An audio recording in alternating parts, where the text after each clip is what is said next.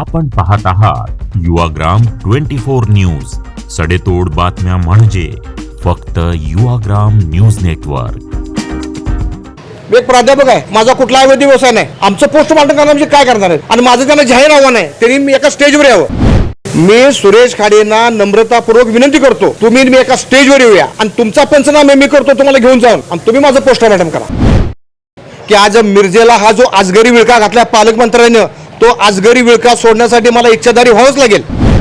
आता विरोधकांना कधी ते पाला पाचोळा म्हणतात, विरोधकांना कधी ते कुत्र्याच्या छत्र्या म्हणतात। हे जे त्यांचं जे त्यांच्यात म्हणजे त्यांचं जे स्टेटमेंट येतंय किंवा जे ते बोलतायत, हे सत्तेची आणि पैशाची मस्तीची भाषा आहे। आज एवढे ते पालकमंत्री आहेत, त्यांच्यावर कोण असतो? त्यांची गाडींबरोबर पोलिसाचा तापा। भाजपचे कार्यकर्ते त्यांच्यावर असतात का?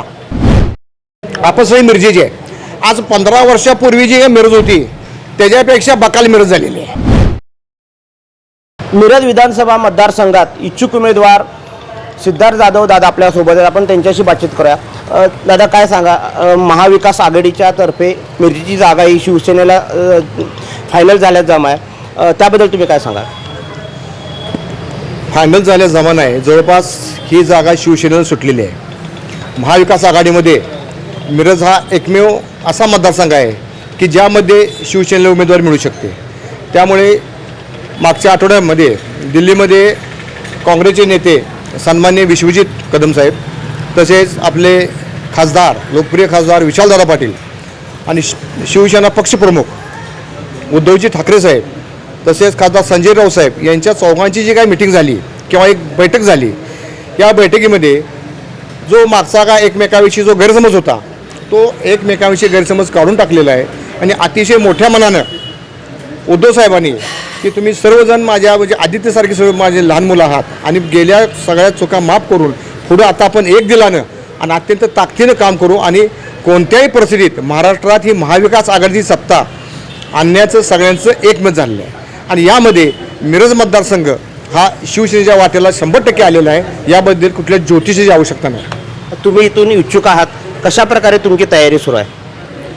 सध्या मी इथं जवळपास शिवसेनेच्या माध्यमातून म्हणा किंवा महाविकास आघाडीच्या माध्यमातून सध्या मी काम करतो आहे। कारण 2014ची जी विधानसभा होती ती मी राष्ट्रीय काँग्रेस पक्षाच्या माध्यमातून लढलेलो आहे, त्यामुळे माझ्या पार्टीची अतिशय चांगला अनुभव आहे। मतदारसंघातली गावं मला माहीत आहेत आणि सर्वात महत्त्वाची गोष्ट म्हणजे सध्या माझ्याबरोबर शिवसेनेचे कार्यकर्ते आहेत, दुसरी गोष्ट काँग्रेसचे कार्यकर्ते आहेत, कारण काँग्रेसमध्ये मी 12 वर्ष जवळपास काम केलेलं आहे आणि राष्ट्रवादीसुद्धा कार्यकर्ते माझ्या अत्यंत जवळचे आहेत। त्यामुळे माझी उमेदवारी ही तिन्ही पक्षांना अतिशय फायदेशीर ठरणार आहे, कारण तिन्ही पक्षाचे कार्यकर्ते आज माझ्याबरोबर आहेत। गावोगावचे सरपंच, गावोगावचे कार्यकर्ते यांची मला माहिती आहे आणि मी शहरात स्थानिक आहे, माझं लहानपण इथे गेलेलं आहे, माझा जन्म मिरजेत झालेला आहे, मी लहानाचा मोठा मिरजेत झालेला आहे, माझं घर शेतीच मिरजेत आहे, त्यामुळे मी मिरजेचा भूमिपुत्र आहे। त्यामुळं आज जे इथले आमदार म्हणा हे सगळे बाहेरचे आहेत, आज जतचे आमदार जतवर इथं आले, बाकीचे जे काही उमेदवारी मागू इच्छित ते सगळे जतचे आहेत। मिरजेचा स्थानिक आमदार आतापर्यंत 15 वर्षात नसल्यामुळे आज मिरजे जनतेला समजून चुकलेलं आहे की इथला आमदार हा आपला स्थानिक असल्याशिवाय, मिरजेचा असल्याशिवाय मिरजेचा त्या माणसाला कळवळा येणार नाही। त्यामुळं मला अत्यंत ही निवडणूक सोपी वाटते। मिरजेतली जनता आणि मिरजेतले जेवढे काही लोक आहेत हे माझ्या पाठीशी ठामपणे राहतील, हे मला त्याच्यात काही अडचणी असं मला वाटत नाही। मिरज विधानसभा मतदारसंघात गेल्या 10 ते 15 वर्षापासून काय होणं अपेक्षित होतं आणि कोणते कोणते मुद्दे घेऊन तुम्ही निवडणुकीत या ठिकाणी उतरणार आहात? आता लक्षात घ्या, आपण सगळी मिरजेची आहे। आज 15 वर्षापूर्वी जी मिरज होती त्याच्यापेक्षा बकाल मिरज झालेली आहे। मी काय म्हणून लक्षात घ्या, मी चुकीचं अजिबात बोलत नाही, तुम्ही याच्यावर माहिती घ्या। 15 वर्षापूर्वी जी मिरजेची MIDC होती, ह्या MIDC अत्यंत चांगल्या पद्धतीनं नावावर होती। आपल्या MIDCमध्ये मोठमोठे कारखाने होते। आज रस्त्याची ती दुरावस्था बघा, पूर्वी MIDCत लोक फिरायला जायचे कारण रस्ते गुळगुळीत होते, आज MIDCतले सगळे रस्ते खराब झालेले आहेत। MIDCमध्ये कुठलाही उद्योग आज व्यवस्थित नाही आणि ह्याचं मूळ कारण इथले जो लोकप्रतिनिधी आमदार आहे ह्याचं त्या MIDCकडे अजिबात लक्ष नाही, इथल्या उद्योगाकडे लक्ष नाही, त्यांचं लक्ष आहे फक्त टक्केवारीने रस्ते तयार करणे। आज रस्त्याची अवस्था बघा, आज ते म्हणतात मिरजेत मी 1000 कोटीचा फंड आणला, 2000 कोटीचा फंड आणला, पण तो फंड गेला कुठं? आज मिरजेची एवढी बकालावस्था झाली रस्त्याची आणि ह्याला एकमेव कारणीभूत आहे इथले आमदार सुरेश खाडे। मी त्यांच्यावर डायरेक्ट आरोप करतो, कारण हे चुकीचं नाही। रस्ते कुणी केले? आज आमदारांना मी 1000 कोटीचा फंड आला, कुठे गेले पैसे? आज तुम्ही तासगाव मतदारसंघामध्ये जावा, सांगलीमध्ये जावा, तिथल्या रस्त्यांची क्वालिटी बघा, तिथले रस्ते गुळगुळीत आहेत. आज कोल्हापूर जिल्ह्यात जावा, शिरोळमध्ये जावा, विचार करा. आज तुम्ही नरसोबाच्या जाताना तो रस्ता बघा कोल्हापूर जिल्ह्यातला, तो आज रस्ता मला ते 3 ते 4 वर्ष गेला आहे तसा रस्ता आहे. आणि आज मिरजेचे रस्ते 2 रस्ते बघा, मिरजेचे रस्ते खराब होण्यामागं कुठलाही एकच विषय म्हणजे फक्त टक्केवारी. आणि टक्केवारी असल्यामुळे तिथल्या ठेकेदाराला काम ते परवडत नाही, त्यामुळे हा निकृष्ट दरवाजा होतो. हे रस्ते जे निकृष्ट झालेले आहेत याचं एकमेव कारण म्हणजे टक्केवारी. मिरज शहरातले जे काही रस्ते आहेत आमदार फंडातून काही महिन्यापूर्वीच या ठिकाणी केलेले आहेत, अजूनही काम थोडंफार सुरू आहे, ते काही ठिकाणी खराब झालेत, त्याबद्दल काय सांगाल? आता ते रस्ते खराब का होत आहेत लक्षात घ्या. कारण समजा एखाद्या रस्त्याला 100 रुपयाचं बजेट आहे, उदाहरण तुम्हाला देतो, एक 100 रुपयाचं बजेट आहे आणि तो रस्ता करायला समजा एक 90 रुपये लागतात, एक 10% त्याला समजा त्या कॉन्ट्रॅक्टला फायदा असेल, त्यामध्ये जर टक्केवारी जर जास्त जात असेल त्या कॉन्ट्रॅक्टला परवडणार कसं? तो रस्ता चांगला होणारच नाही. आज रस्ते खराब का होतात? त्यामध्ये निकृष्ट दर्जाचं डांबर वापरलं जाते. बरं, त्याच्या सगळ्यात महत्त्वाची गोष्ट इथल्या पालकमंत्र्यांचा ह्या कॉन्ट्रॅक्टवर अंकुश नाही, त्यांना त्यांची भीती नाही. सर्वात महत्त्वाची गोष्ट आहे की कसं असतं, इथले जे कॉन्ट्रॅक्टर असतात किंवा इथले जे अधिक प्रशासकीय अधिकारी असतात त्या अधिकाऱ्यावर इथल्या पालकमंत्र्याचं इथल्या आमदाराचं वजन लागते, त्याचा दबाव लागतो.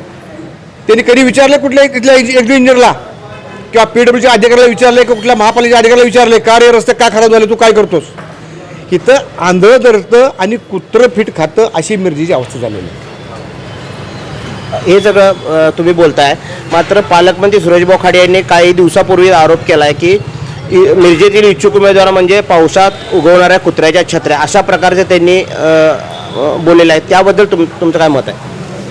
बघा, आता विरोधकांना कधी ते पाला पाचोळा म्हणतात, विरोधकांना कधी ते कुत्र्याच्या छत्र्या म्हणतात.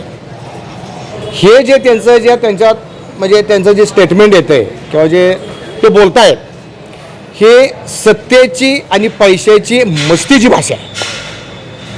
विचार करा, आज एवढे ते पालकमंत्री आहेत त्यांच्यावर कोण असतो? त्यांची गाडींबरोबर पोलिसाचा तापा. आज ते भाजपचे आज आमदार आहेत, भाजपचे पालकमंत्री आहेत, भाजपचा एक नगरसेवक त्यांच्या गाडीत असतोय का? भाजपचे कार्यकर्ते त्यांच्यावर असतात का? त्यांचे जे कार्यकर्ते आहे, जे ठराविक परवा एक कार्यकर्ता मला म्हणला की इच्छाधारी आहे म्हणून, सिद्धार्थ जाधव इच्छाधारी आहे. हो, मी इच्छाधारी आहे. आज मी मिरजेतला स्थानिक इच्छाधारी आहे की आज मिरजेला हा जो आजगरी विळखा घातला पालकमंत्र्यानं, तो आजगरी विळखा सोडण्यासाठी मला इच्छाधारी व्हावंच लागेल. आणि हा जो ठेकेदार आहे हा ठेकेदार आहे आणि माझ्या विरुद्ध बोलला. कोण ठेकेदार आहे? नाही, कोण जो बोलला असेल तो. मी काय म्हणलं असेल का, परवा जो मला इच्छाधारी म्हणला तिथला त्यांचा ठेकेदार आहे. आज असे ठेकेदार माझ्या सोड लागलेत, पण मी कुठल्या ह्याला भीक घालणार नाही. ही विधानसभा मी लढणार आणि यावेळेला येणार महाविकास आघाडीचा कोणी असो, महाविकासाचा आम्ही इथला आमदार हा 100% असणार. तुम्ही या ठिकाणी पंचनामा यात्रा काढणार, त्यानंतर त्यांनी म्हटले की मी सिद्धार्थ जाधव यांचं पोस्टमॉर्टम करणार, अशा प्रकारचं त्यांचं वक्तव्य होतं, त्याबद्दल काय सांगा? नाही, कोणी पोस्टमॉर्टम करायला आमच्यावर काय? मी एक साधा युवक आहे, मी एक प्राध्यापक आहे, माझा कुठलाही वैद्य व्यवसाय नाही. आमचं पोस्टमॉर्टम करणार म्हणजे काय करणार आहे ते? आणि माझं त्यांना जाहीर आव्हान आहे, त्यांनी मी एका स्टेजवर यावं. मी सुरेश खाडेंना नम्रतापूर्वक विनंती करतो, तुम्ही मी एका स्टेजवर येऊया आणि तुमचा पंचनामे मी करतो तुम्हाला घेऊन जाऊन, आणि तुम्ही माझं पोस्टमॉर्टम करा.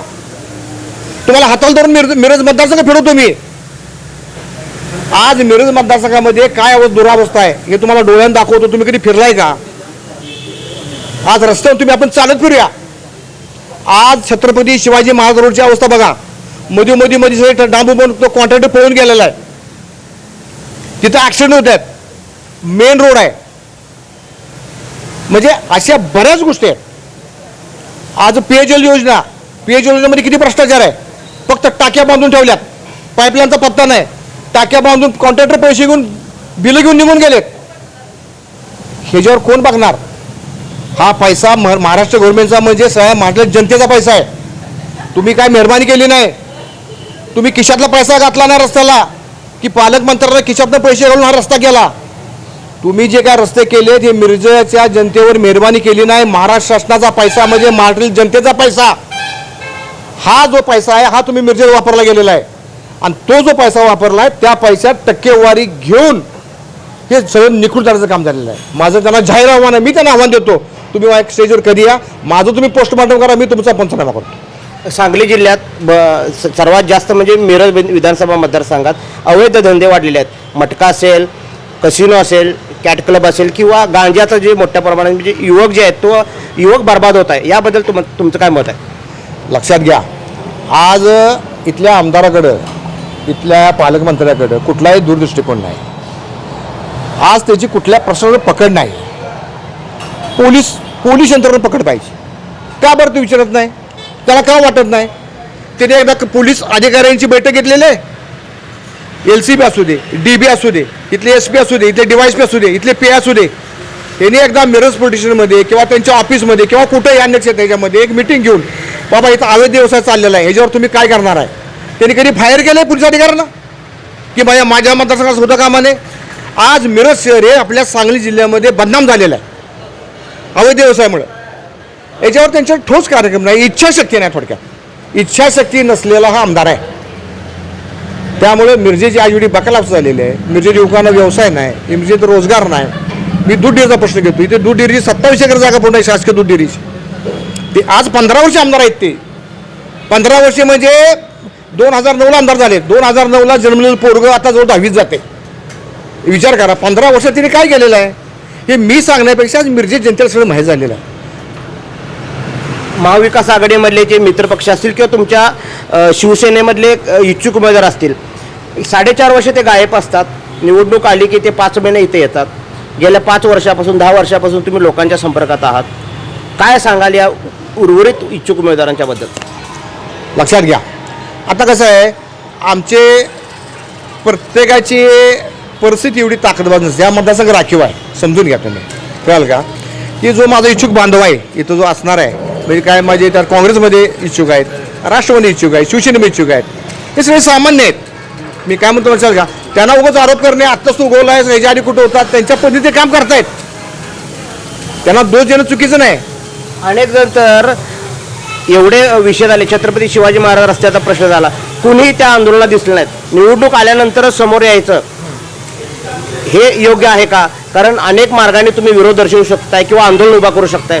ते कुठं या इच्छुक उमेदवारांकडे काही लोकांच्या बाबतीत घडताना दिसलं नाही.